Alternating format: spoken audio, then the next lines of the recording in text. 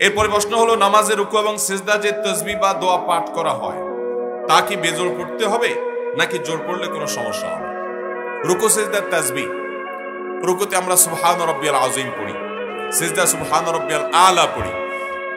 এই তাসবিহ দুইটা ছাড়াও কিন্তু আরো তাসবিহ আছে, আমরা অনেকে জানি না।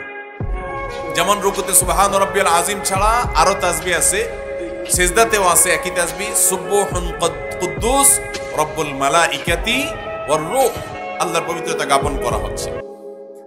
আবার আরেকটা আছে সুবহানাদিল জাবারুতি ওয়াল মালাকুত ওয়াল কিবরিয়া ওয়াল আযামা। নবী করিম সাল্লাল্লাহু আলাইহি ওয়াসাল্লাম এগুলো রুকু সিজদাতে পড়তেন। আমরা শুধু একটাই শিখছি, ওইটাই মুখস্থ রাখছি, অথচ আরো দোয়া আছে। তো যাই হোক, এই তাসবিহগুলো আমরা রুকুতে যখন পাঠ করব, কয়েক রকমের তাসবিহ পাঠ করা যেতে পারে, যেগুলো হাদিসে বর্ণিত আছে সবগুলো। এই তাসবিহগুলো কি জোড় পড়তে হবে না বেজোড় করতে হবে? এর উত্তর হলো যে নামাজের মধ্যে তাসবিহগুলো যদি বেজোড় হয়, বেজোড় পাঠ করা হয় তাহলে উত্তম, ভালো। কিন্তু জোড় পড়লে যে নামাজ হবে না তা কিন্তু না, জোড় পড়লেও নামাজ হয়ে যাবে। অতএব এই তাসবিহগুলো আমরা 3 বার, 5 বার, 7 বার, 9 বার, 11 বার এরকম বেজোড় সংখ্যক বার চাইলে আমি একেবারে অনেক সময় ধরেও পড়তে পারি, সে সুযোগ আছে। নবী করিম সাল্লাল্লাহু আলাইহি ওয়াসাল্লাম রুকু সিজদা বিশেষ করে তাহাজ্জুদের নামাজে অনেক লম্বা সময় নিয়ে করতেন।